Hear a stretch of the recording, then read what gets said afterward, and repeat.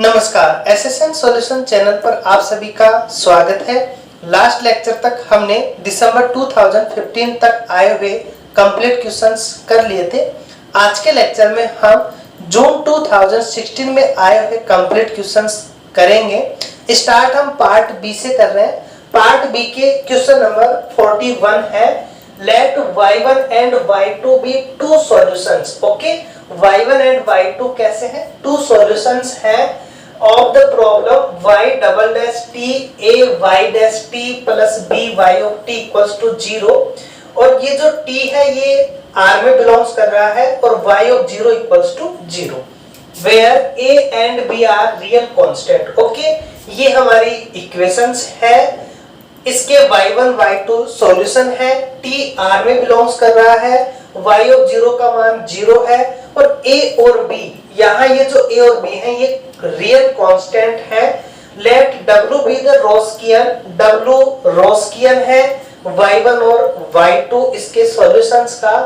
Then हमारे पास में ऑप्शंस है। अब यहाँ हमें दिया हुआ है कि y of 0 equals to 0, that means हमारा y1 इसका सॉल्यूशन है। जब y इसे सेटिस्फाई कर रहा है दैट मीन्स इसके सॉल्यूशन भी इस कंडीशन को सेटिस्फाई करेंगे, तो y1 0 हमारा 0 होगा, y2 0 हमारा 0 होगा। तो जो रोस्कियन है y1 x y2 x की, वो होता है हमारा एक determinant y1 x y2 x y1 dash x y2 dash x। Okay, ये हमारी एक रोस्कियंस की वैल्यू का फॉर्मूला। अब यदि यहां से हम रोस्कियन 0 की वैल्यू निकालें तो क्या आएगा हमारे पास में? y1 0 y2 0 y1 dash 0 y2 dash 0 और इसका मान आ जाएगा हमारा 0। अब यहां से हम आबेल से फॉर्मूले की हेल्प से इसका मान निकाले wx का, तो ये बनेगा हमारा एक e की पावर माइनस y डैश का coefficient a, y double dash का कोफिशिएंट और इसका इंटीग्रेशन dt, और यहाँ आता है हमारा रोस्कियन ऑफ 0 जो कि कांस्टेंट की तरह होता है। इसका मान रोस्कियन 0 का मान 0 है तो इसका मान हमेशा क्या होगा? 0। ओके, और ये भी कंडीशन होती है कि जिस इंटरवल में यदि रोस्कियंस के वैल्यू 0 आती है तो कंप्लीट रोस्कियन का मान उस इंटरवल में 0 होगा। तो यहाँ हमारे पास में क्या वैल्यू आ गई? इसका 0 मान आ रहा है। तो ऑप्शन फर्स्ट है w of t equals to 0 for all t belongs to r, तो ये हमारा राइट आंसर होगा। यहाँ कांस्टेंट दिया हुआ है for some positive constant c के लिए, तो ये हमारा डिस्कार्ड हो जाएगा। w is a non constant positive function, ये भी डिस्कार्ड होगा क्योंकि यहाँ नॉन कांस्टेंट पॉजिटिव फंक्शंस दिया हुआ है। There exist t1 t2 belongs to r such that, ये हमारे पास में ये कंडीशन है तो ये भी हमारा डिस्कार्ड हो जाएगा।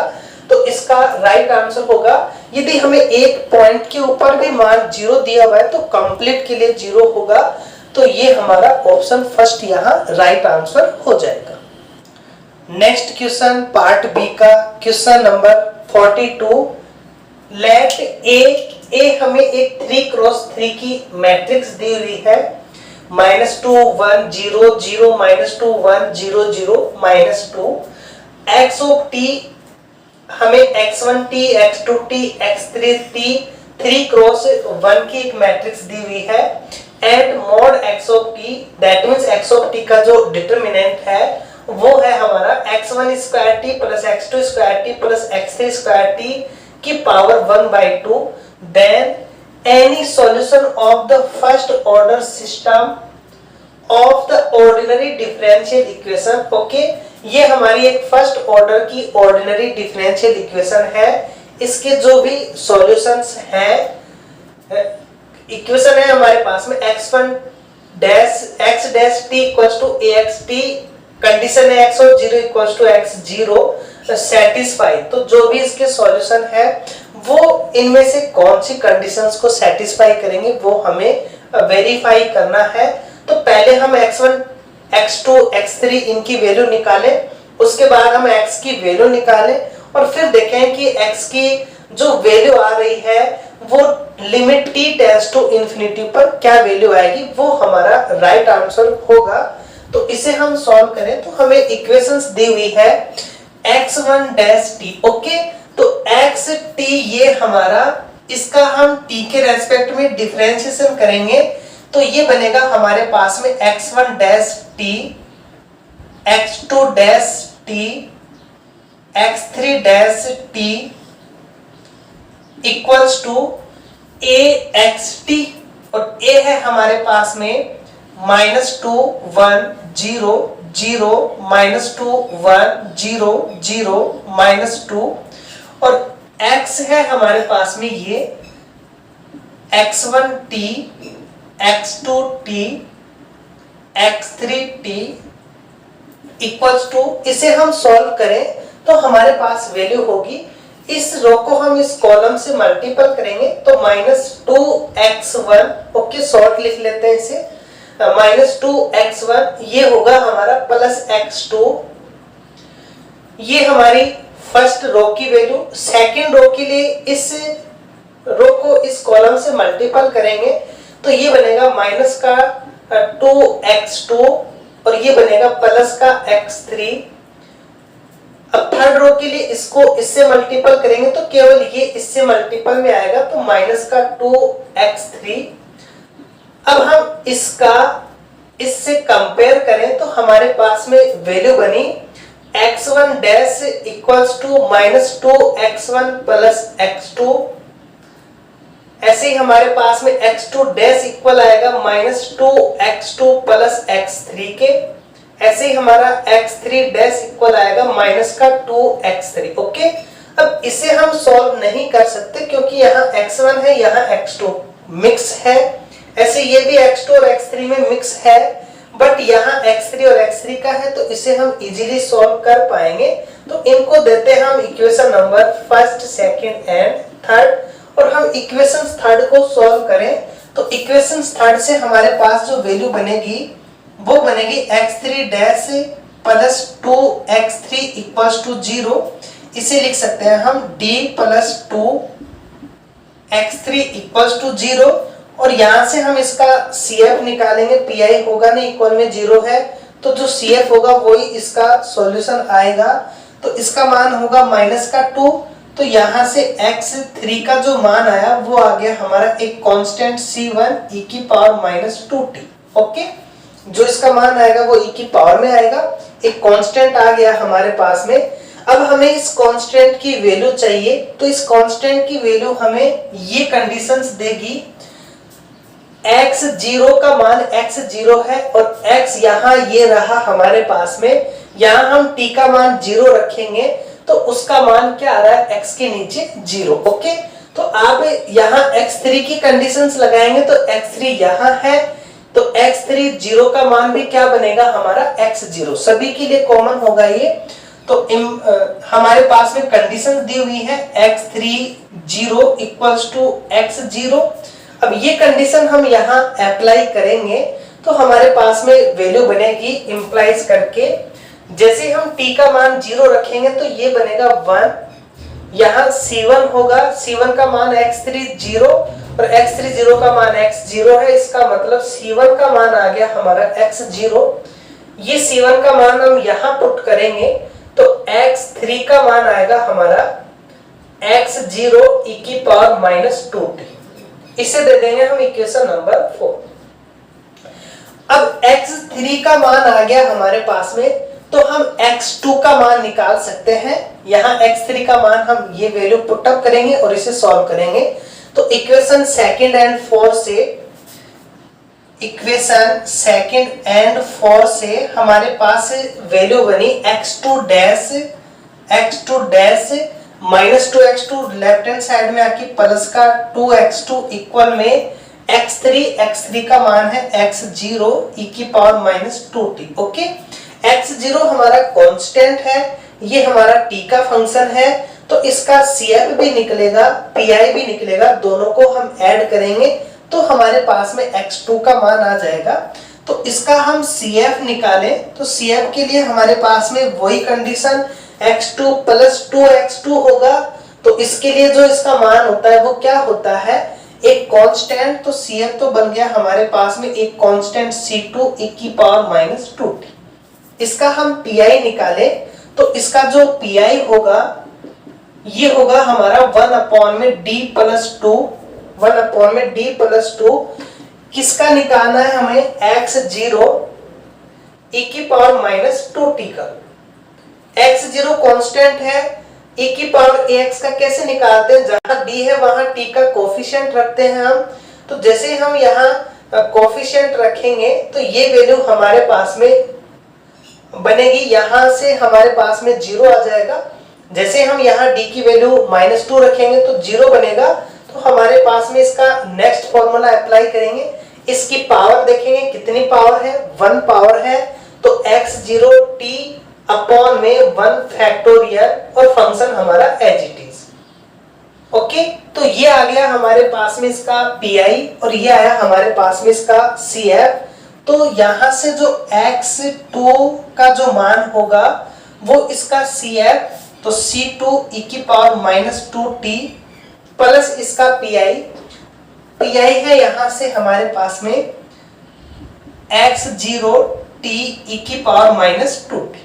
अब यहां भी हम कंडीशंस अप्लाई करें तो यहां भी यही कंडीशंस होगी हमारे पास में, x2 0 इक्वल्स टू x0। अब हमने t का मान 0 रखा और x2 0 का मान हमने x0 रखा, तो यहां से C2 बना, ये 0 बन गया, इंप्लाइज करके C2 का मान आ गया हमारा x0। अब ये C2 का मान हम यहां रखेंगे तो हमारे पास में x2 का मान आया, C2 का मान x0 e की पावर माइनस 2t, यहां प्लस x0 t e की पावर माइनस 2t, और इसे हम सिंप्लीफाई करके लिखें तो x0 कॉमन है, e की पावर माइनस 2t कॉमन है, तो 1 प्लस t e की पावर माइनस 2t। इसे दे देंगे हम इक्वेशन नंबर 5। अब हम x2 का मान आ गया हमारे पास में और यहां से हमारे पास में x1 का मान निकाले तो x2 का मान रिप्लेस कर देंगे हम। तो इक्वेशन फर्स्ट एंड 5 से हमारे पास में जो वैल्यू बनी x1 डैश इक्वल्स, इसको इधर लेके आएंगे तो ये बनेगा प्लस का 2x1 इक्वल में x2, और x2 का मान है हमारा x0 1 प्लस t e की पावर माइनस 2t। इसका मान ये सेम होगा तो एक कांस्टेंट, तो इसका जो CF बनेगा वो बन जाएगा C3 e की पावर माइनस 2t। इसका हम PI निकालें तो इसका जो PI होगा वो होगा 1 अपॉन में d प्लस 2, 1 अपॉन में d plus 2 x0 1 plus t into e की power minus 2t। x0 constant है और यदि कोई e की पावर का फंक्शन किसी अनदर फंक्शन से मल्टीपल है और उसका हमें PI निकालना है तो वो e की पावर माइनस 2t तो उस बाहर आ जाता है और d की जगह क्या बनता है हमारा d प्लस इसका जो कोफिशिएंट होता है वो हम ऐड करते हैं। तो यहां से बनेगा x0 e की पावर माइनस 2t 1 अपॉन में इस d का मान क्या रखेंगे हम, d माइनस 2 प्लस 2, और ये बन गया हमारे पास में 1 प्लस t। ओके, d की जगह हम क्या रखेंगे, d प्लस इसका कोफिशिएंट माइनस 2 है, ये आ गया। और यदि फिर भी डाउट्स है तो आप BSc डिफरेंशियल इक्वेशंस में आप देखेंगे, आपको सारी बेसिक नॉलेज है वो आपकी स्ट्रॉन्ग हो जाएगी उस प्लेलिस्ट को देखने पर। तो वहां आपकी जो भी बेसिक है उसकी अलग से प्लेलिस्ट बनी हुई है, वहां आप देख सकते हैं। तो ये बनेगा हमारे पास में x0 e की पावर माइनस 2t, यहां बना हमारे पास में ओनली d, और देखो अपॉन में d होता है वो इसको इंटीग्रेशंस को रिप्रेजेंट करता है, तो 1 प्लस t का इंटीग्रेशन। ये बनेगा हमारे पास में x0 e की पावर माइनस 2t, और इसका इंटीग्रेशन करेंगे तो बनेगा t plus T square by 2, t plus T square by 2। Okay, यहाँ इंटीग्रेशन करेंगे, यहाँ कांस्टेंट हम अप्लाई नहीं करते, तो यहाँ हमारे पास में ये वैल्यू आ गई। अब जो हमारे पास में वैल्यू होगी, क्यों कांस्टेंट की जो भी टर्म्स है वो CF में इंक्लूड हो जाती है, तो यहाँ से जो हमारे पास में x1 का जो मान आया, x1 का मान इसका CF है हमारा C3 e की पावर माइनस 2t, और PI हमारा ये है, तो प्लस x0 e की power minus 2t, t plus T square by 2। यहां भी हमारी क्या कंडीशंस होगी, x1 0 का मान x0, तो जैसे हम x1 0 का मान 0 रखेंगे तो ये बन जाएगा हमारा x0, और t का मान 0, t का मान 0 कंप्लीट 0 बनेगा, तो यहाँ x0 का मान क्या आ गया C3, तो इंप्लाई इसका मान क्या आ जाएगा, x0 हम कॉमन ले लेंगे, e की पावर माइनस 2 भी हमारा कॉमन है, यहां से बचा 1, यहां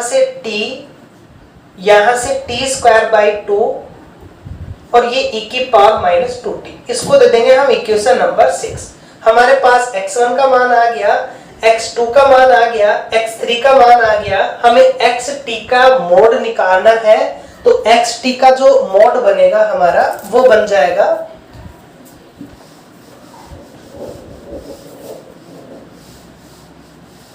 तो जो xt का मोड बनेगा वो बनेगा हमारा x1 का स्क्वायर t, तो x1 है हमारे पास में लास्ट की ये वैल्यू, इसका स्क्वायर करेंगे तो ये बनेगा x0 का स्क्वायर e की पावर माइनस 40 बनेगा, और 1 प्लस टी स्क्वायर बाई 2 का होल स्क्वायर e की पावर माइनस 40। x2 का स्क्वायर, x2 है हमारे पास में ये रहा, इसका स्क्वायर करेंगे तो x0 का स्क्वायर 1 प्लस टी का स्क्वायर e की पावर माइनस 40, प्लस x3 का स्क्वायर, x3 हमारा ये रहा, इसका स्क्वायर करेंगे तो ये बनेगा x0 स्क्वायर e की पावर माइनस 40, और पूरे की पावर 1/2। अब यहाँ से x0 स्क्वायर e की पावर माइनस 40 कॉमन है, तो ये बन जाएगा हमारे पास में x0 e की पावर माइनस 2t बाहर, अंदर बच गया हमारे पास में, पहले ये लिख लें 1, फिर ये लिख लें 1 प्लस टी का होल स्क्वायर, उसके बाद हम ये लिख लें 1 प्लस टी स्क्वायर बाई 2 की पावर 2 की पावर 1/2। ओके, ये हमारे पास में इसकी वैल्यू आ गई मॉड x ऑफ t की। अब हमें इसके लिमिट का मान निकालना है,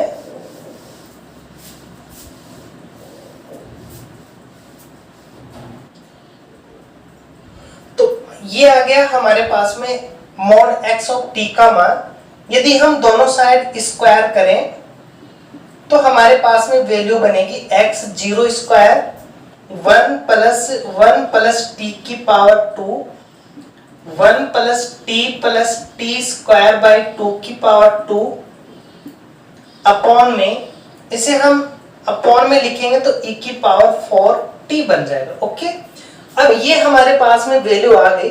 अब इसका हमें limit t tends to infinity पर वैल्यू चाहिए, तो limit t tends to infinity x t whole square equals to, ये हमारा कांस्टेंट होगा, limit t tends to infinity 1 plus t की power 2, 1 plus T square by 2 की पावर 2 अपॉन में e की पावर 40।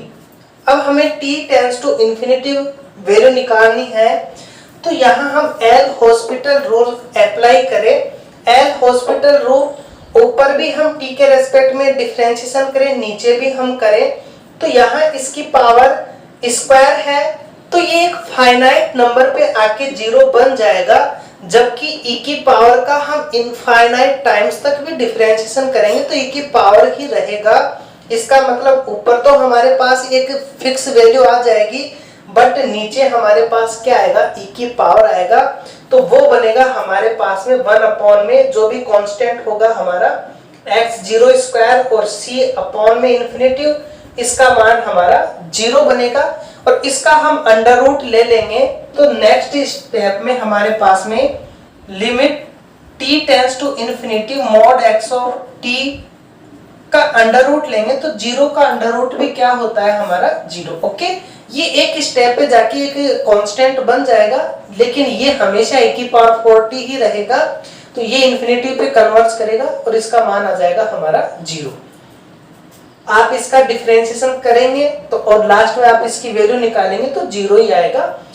ओके, तो इसका जो राइट आंसर होगा वो होगा हमारा मॉड का मान 0, यहाँ इन्फिनिटी, यहाँ 2, यहाँ 12, तो 0 केवल यहाँ है, तो फर्स्ट ऑप्शन इसका राइट आंसर हो जाएगा। नेक्स्ट क्वेश्चन पार्ट सी का है, question number 91, let y r be a solution of the ordinary differential equation। Okay, ये हमें एक ODE दी हुई है और y इसका एक सॉल्यूशन है, 2y double dash plus 3y dash plus y equals to e की power minus 3x, x belongs कर रहा है हमारा r के अंदर, satisfying limit x tends to infinity e की power x y of x equals to 0। Okay, ये इस कंडीशंस को सेटिस्फाई कर रहा है y इसका सॉल्यूशन। देन हमारे पास में ये ऑप्शंस हैं। अब पहले तो हम इस ODE को सॉल्व करके y का मान निकालें, उसके बाद जो कांस्टेंट आएगा उसका हम यहाँ से मान निकालें, फिर हम ऑप्शंस के ऊपर डिस्कस करें। तो पहले हम इस ODE को सॉल्व करें। तो हमें क्या दिया हुआ है, हमें दिया हुआ है 2y double dash plus 3y dash plus y equals to e की पावर माइनस 3x। इसे हम सॉल्व करें तो ये बनेगा हमारे पास में 2d square plus 3d plus 1 y equals to e की पावर माइनस 3x। इसका हम CF निकालें, CF निकालेंगे तो ये हमारे पास में वैल्यू बनेगी 2d square plus 3d plus 1 y equals to 0। इसकी हम ऑक्सिलरी इक्वेशंस निकालें तो ये बनेगा 2m square 3m plus 1 equals to 0। इसके हम फैक्टर करेंगे तो फैक्टर बनेगा हमारा m प्लस, ये बन जाएगा हमारे पास में 2m square plus 2m m plus 1, इसके फैक्टर बनेंगे हमारे पास में, और यहाँ से जो हमारे पास में इसके फैक्टर बन जाएंगे वो बनेंगे 2m प्लस 1 और यहाँ से बनेगा हमारे पास में m प्लस 1। ओके, तो ये आ गए हमारे पास में इसके फैक्टर। तो यहाँ से m का मान आया -1 माइनस 1/2, ये हमारे पास इसके m की वैल्यू आ गई। तो इसका जो CF बना, CF आ गया C1 e की power minus x, C2 e की पावर माइनस x/2। अब हम निकाल लें इसका PI।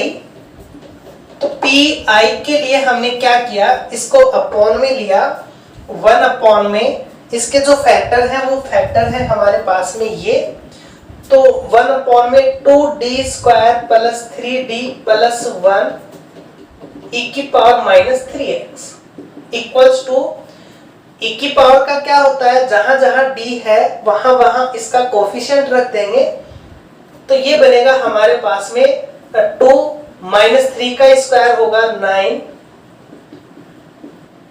माइनस 3 प्लस 1 और ये हमारा e की पावर माइनस 3x। इसे हम सॉल्व करें तो ये बनेगा e की पावर माइनस 3x अपॉन में 18, यहां से माइनस 9 प्लस 1। ओके, तो यहाँ प्लस 9 और ये 1 बनेगा तो e की पावर माइनस 3x/10 बच जाएगा। तो हमारे पास जो y ऑफ x का मान होगा वो होगा CF प्लस PI। CF है हमारा C1 e की power minus x plus C2 e की power minus x/2 plus e की पावर माइनस 3x/10। ये आ गया हमारे पास में y ऑफ x का मान। अब यहाँ हमें ये कंडीशंस दी हुई है, limit x tends to infinite e की power x, y of x की वैल्यू 0। तो इसे हमने इस लिमिट को अप्लाई किया, limit x tends to infinite, इसको e की पावर x से मल्टीपल करेंगे तो ये बनेगा हमारे पास c1, e की पावर x से ये कैंसिल होगा, प्लस c2, इसको इससे मल्टीपल करेंगे तो ये बनेगा e की पावर x/2, e की पावर x/2 बच जाएगा, e की पावर x से मल्टीपल करेंगे और यहां बचेगा हमारे पास में e की पावर -2x/10। इसका मान हमें दिया हुआ है 0। ओके, तो यहां से हम कंपेयर करें तो e की पावर, जैसे ही हम यहां लिमिट इंफिनिटिव अप्लाई करेंगे तो ये तो हमारे पास में 0 बन जाएगा। ये दोनों वैल्यू भी हमारी 0 आनी चाहिए। c1 एक कांस्टेंट है, ये 0 है, ये हमारा 0 होना चाहिए और ये भी हमारा 0 होना चाहिए। तो ये तभी पॉसिबल होगा जब हमारा ये तो क्लियरली 0 बन रहा है, यहां से ये जो c1 है ये 0 बने और e की पावर x/2 जैसे हम लिमिट अप्लाई करेंगे तो इसका मान इंफिनिटी की ओर टेंस करेगा तो वो तभी 0 बनेगा जब ये c2 हमारा 0 हो। तो इसका मान इस लिमिट के ऊपर 0 तभी बनेगा जब c1 एंड c2 हमारा क्या हो, 0, तभी ये 0 के ऊपर कन्वर्ट करेगा, अदरवाइज नहीं करेगा। तो हमारे पास में कांस्टेंट 2 है, दोनों की ही वैल्यू क्या आ गई, 0। तो यहां से हमारे पास में y ऑफ x का क्या मान आया हमारा, ये 0, ये 0, e की पावर -3x/10, ये हमारे पास में y ऑफ x की वैल्यू आई। अब हमारे पास में ऑप्शंस के ऊपर चलते हैं। ऑप्शन फर्स्ट कह रहा है limit x tends to infinity, तो हम फर्स्ट ऑप्शंस की बात करें, limit x tends to infinity, इसे हम e की पावर 2x से मल्टीपल करें तो हमारे पास में वैल्यू आई e की पावर -x/10 और जैसे हम x टेंड्स टू इन्फिनिटी करेंगे तो इसका मान आएगा 0, जो कि हमारा 0 है। तो फर्स्ट ऑप्शन हमारा राइट होगा। सेकंड ऑप्शन कह रहा है कि x की वैल्यू 0 रखोगे तो ये मान आएगा। तो सेकंड ऑप्शंस के अंदर y ऑफ 0, जैसे हमने x का मान 0 रखा तो ये 0, तो e की पावर 0 का मान 1, तो हमारे पास में क्या मान आ गया, 1/10। तो ये ऑप्शन भी हमारा राइट है, तो सेकंड ऑप्शन भी हमारा राइट हो गया। थर्ड ऑप्शन कह रहा है y is a bounded function on r। Okay, तो हम थर्ड ऑप्शंस की बात करें, देखो जो r होता है, r में हमारे पास में कैसी इंटरवल होता है, -इंफिनिटी टू इन्फिनिटी। हमारे पास में y ऑफ x का मान है e की पावर -3x/10।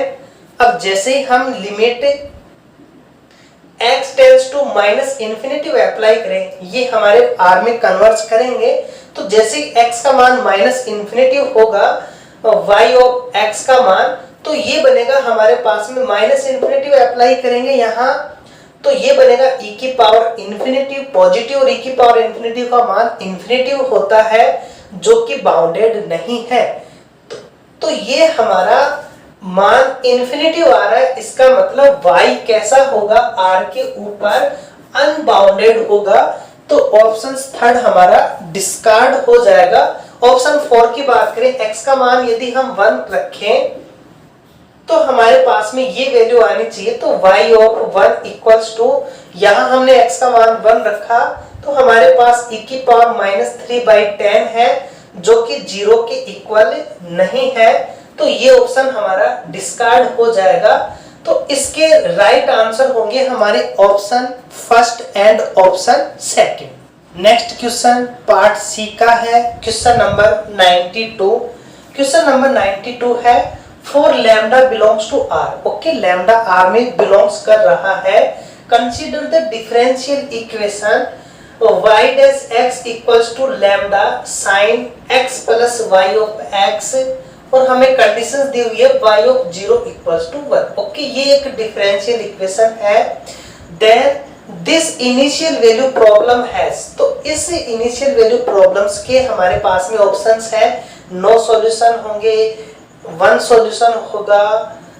ओके, इस टाइप के हमारे पास में ऑप्शंस है। तो पहले हम ये जो नो सॉल्यूशन, यूनिक सॉल्यूशन और इनफाइनाइट मैनी सॉल्यूशंस के लिए एक एग्जिस्टनेस और यूनिकनेस थ्योरम होती है, और वो थ्योरम होती है हमारी del F del Y dash. यदि इसका मोड हमारा बाउंडेड आ जाता है, बाउंडेड, तो इसके जो यूनिक सॉल्यूशन होगा, यूनिक सॉल्यूशन, और यदि ये अनबाउंडेड होता है, और यदि ये अनबाउंडेड होगा, तब इसके या तो नो सॉल्यूशन होंगे या फिर इनफाइनाइट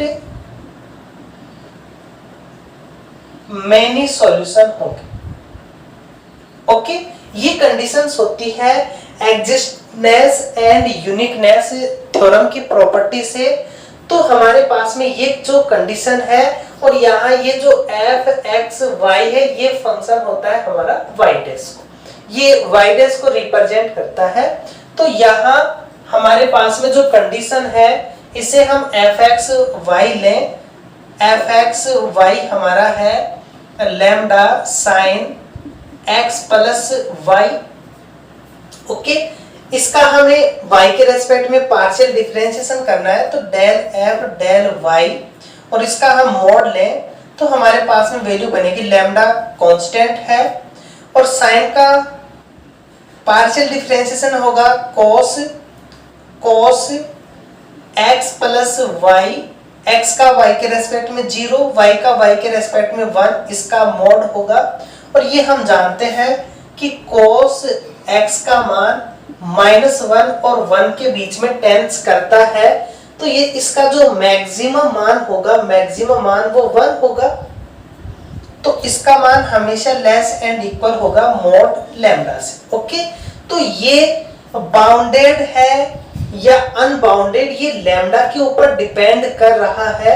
यदि लैम्डा हमारा एक फाइनाइट नंबर है तो बाउंडेड होगा, और यदि लैम्डा हमारा एक इनफाइनाइट नंबर है तो ये अनबाउंडेड होगा।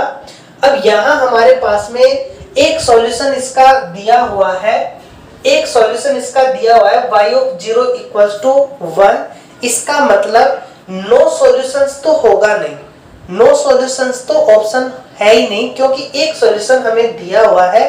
तो दो ही प्रॉपर्टी होंगी, या तो यूनिक सॉल्यूशन होगा, यहाँ से नो सॉल्यूशन तो हट गया, दो ही प्रॉपर्टी, या तो यूनिक या फिर infinite many solution. Unique solution तभी होगा जब लैम्डा हमारा एक फाइनाइट नंबर हो, और इनफाइनाइट मैनी सॉल्यूशन तब होगा जब लैम्डा हमारा एक इनफाइनाइट नंबर हो। अब हम ऑप्शंस पे चलें, तो ये ऑप्शन फर्स्ट है no solution in any neighbourhood of 0, तो ये हमारा डिस्कार्ड हो गया, क्योंकि इसका 0 के नेबरहुड में एक सॉल्यूशन हमें दिया हुआ है। ऑप्शन सेकंड की बात करें, ए solution in are if mod lambda is less than 1, इसका मतलब mod lambda is less than 1, तो mod lambda is less than 1 का मतलब हुआ हमारा कि -1 और 1 के बीच में लैम्डा का मान है, और -1 और 1 के बीच में लैम्डा कैसा है, एक फाइनाइट नंबर होगा। -1 और 1 के बीच में जो भी वैल्यूज है वो एक फाइनाइट वैल्यू है, तो इसका मतलब ये बाउंडेड हुआ, और बाउंडेड का मतलब एक यूनिक सॉल्यूशन हुआ, तो ये एक सॉल्यूशन होगा इस कंडीशन में, तो इसे ये ऑप्शन राइट करेगा। ऑप्शन थर्ड की बात करें, ए solution in A neighbourhood of 0, तो 0 के नेबरहुड में हमें एक सॉल्यूशन दिया हुआ है, तो ये ऑप्शन भी हमारा राइट हो जाएगा। ऑप्शन 4 की बात करें, ए solution in are only if mod lambda is greater than 1, okay, mod lambda is greater than 1, जबकि हमने देखा कि यदि लैम्डा लेस देन 1 है तब भी एक सॉल्यूशन आ रहा है, और यदि mod lambda का मान 1 से ग्रेटर देन है, तो यदि वो बाउंडेड है तो उसका यूनिक सॉल्यूशन होगा, और यदि अनबाउंडेड है तो इनफाइनाइट मैनी सॉल्यूशन होंगे। तो यहाँ 1 सॉल्यूशन दिया हुआ है तो इनफाइनाइट मैनी सॉल्यूशंस तो होगा नहीं, बाउंड यूनिक सॉल्यूशन है, और यूनिक सॉल्यूशन के लिए जरूरी नहीं कि मॉड लैम्डा का मान 1 से ग्रेटर देन हो, क्योंकि मोड लैम्डा का मान 1 से लेस देन है, उसके लिए भी हमारे पास में सॉल्यूशंस एग्जिस्ट कर रहे हैं। तो ये ऑप्शन भी हमारा डिस्कार्ड हो जाएगा, क्योंकि इसने ये कंडीशंस लगाई है ओनली इफ इस कंडीशन के लिए, तो ये हमारी कंडीशन इसको डिस्कार्ड कर देगी। तो क्वेश्चन 92 के हमारे राइट आंसर होंगे option second and option third. And आज के लेक्चर का लास्ट क्वेश्चन है question 93। The problem -y double dash plus 1 plus X Y equals to lambda Y, X belongs कर रहा है हमारा ओपन इंटरवल 0-1 में। हमें कंडीशंस दी हुई है y of 0 equals to y of 1 equals to 0 has a non zero solution. Okay, इसके नॉन जीरो सॉल्यूशन होंगे, ऑप्शन है हमारे पास में। तो पहले हम जो इक्वेशन हमें दी हुई है उसे हम एडजस्ट करें, तो ये इक्वेशंस बनेगी हमारी y डबल डैश। ओके, इसे हम राइट हैंड साइड में लेकर के जा रहे हैं, प्लस या यहां से हमारे पास में बचेगा लैम्डा, ये राइट हैंड साइड में जाएगा तो -1 minus X Y equals to 0, और कंडीशन दी हुई है हमें y of 0 y of 1 equals to 0। Okay, तो ये जो इक्वेशन है ये इक्वेशन स्ट्रीम ल्यूविल इक्वेशन है, और स्ट्रीम ल्यूविल इक्वेशंस के अंदर जो भी आइगन वैल्यूज आएंगे वो आइगन वैल्यूज कैसे होते हैं हमारे, वो आइगन वैल्यूज एक तो होते हैं हमारे काउंटेबल, ये हम जानते हैं। तो ऑप्शंस में आए for all lambda less than 0, for all lambda belongs to 0 1। Okay, यहाँ हमें दी हुई है कि ये जो लैम्डा है ये सभी कंडीशंस लेस देन 0 के लिए हो या फिर 0 1 के लिए, तो ये हमारा वैसे ही डिस्कार्ड हो रहा है। और फॉर सम लैम्डा, ओके, तो यहाँ दिया हुआ है सम, इसका मतलब काउंटेबल होगा, तो इसके बारे में हम टेस्ट करेंगे। और सेकंड फॉर है for a countable number of lambdas, तो ये हमारा राइट आंसर होगा, क्योंकि जो लैम्डा है वो राइट काउंटेबल होते हैं हमारे। अब यहाँ दोनों में हमारे पास में अनकाउंटेबल आ रहे हैं, इसका हम टेस्ट करते हैं। तो ये हम जानते हैं कि यहाँ ये दिया हुआ है कि नॉन जीरो सॉल्यूशन, और इस टाइप के क्वेश्चंस हमने काफी प्रीवियस में सॉल्व किए हुए हैं, और इन कंडीशंस के ऊपर यहाँ हम इसे एक अनदर फंक्शन के मानते हैं, और उसको 3 केसेस बनाते हैं, equal 0, less than 0, greater than 0, और हम देखते हैं कि इसका सॉल्यूशन तभी पॉसिबल होता है जब इसका मान कोस और साइन में आता है, और कोस और साइन में तभी आएगा जब ये मान कैसा होना चाहिए, ग्रेटर देन 0। तो इसका मान तभी आए नॉन जीरो सॉल्यूशन मिलेगा जब हमारे पास में लैम्डा -1 माइनस एक्स कैसा हो, ग्रेटर देन 0। अदरवाइज ये जो सॉल्यूशन होंगे वो जीरो सॉल्यूशन मिलते हैं हमारे पास, इस कंडीशन में नॉन जीरो सॉल्यूशन मिलेगा।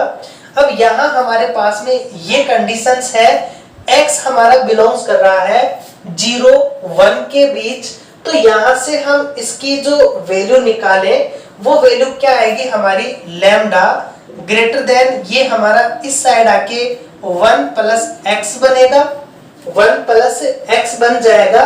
अब हम x की वो वैल्यू लें, x की मैक्सिमम से मैक्सिमम वैल्यू हम लें जिसके लिए ये सेटिस्फाई करे। तो x की मैक्सिमम वैल्यू क्या है हमारी 1, तो यहाँ यदि हम x का मान मैक्सिमम वैल्यू 1 पुट करें तो लैम्डा ग्रेटर देन हुआ 2 से, तो 2 से ग्रेटर देन है, इसका मतलब लैम्डा हमारा किसमें बिलोंग्स करेगा, टू इन्फिनिटिव। ओके, तो फॉर सम लैम्डा हमारे इसमें बिलोंग्स कर सकते हैं, यहाँ फॉर सम आएगा। यदि यहाँ भी हमारे फॉर ऑल आ गया तो यहाँ भी हमारे क्या बनेंगे हमारे पास में अनकाउंटेबल। तो यहाँ हमारे पास में ये कंडीशंस इसको सेटिस्फाई कर रही है, ऑप्शन 4 काउंटेबल नंबर है इसको सेटिस्फाई कर रहे हैं, और ये कह रहा है लैम्डा लेस देन 0 के लिए होना चाहिए, जबकि लैम्डा हमारा 2 से इंफिनिटी में आ रहा है। ये कह रहा है कि सभी लैम्डा 0 1 इंटरवल में होने चाहिए, और यहाँ हमारे पास में 0 1 जैसा भी नहीं है, तो इसमें लैम्डा बिलोंग्स कर रहा है हमारा तो ये दोनों ऑप्शन हमारे डिस्कार्ड हो गए, ऑप्शन 3 एंड ऑप्शन 4 हमारे राइट आंसर हो जाएंगे। तो ये थे हमारे जून 2016 में CSI या नेट एग्जाम में डिफरेंशियल इक्वेशन से आए हुए क्वेश्चन। नेक्स्ट लेक्चर में हम दिसंबर 2016 की सीरीज लेकर के आएंगे। Okay, thank you for watching.